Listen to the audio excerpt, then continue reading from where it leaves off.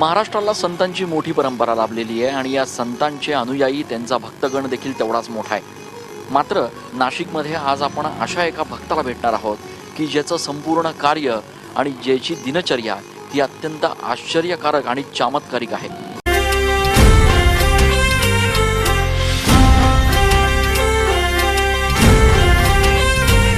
संतांच्या अमृतवाणीने जीवन केले वैभवशाली. ऋषीमुनी अंथोर तपस्वी कल्याणास्तव इथे जन्मले. आदर्शांचे अमोल लेणे या भूमीला देऊन गेले. भक्ती आणि शक्तीची पुण्याई येथे मोठी. वारकऱ्यांची सुरेल दिंडी विठुरायाचे नाम गर्जते.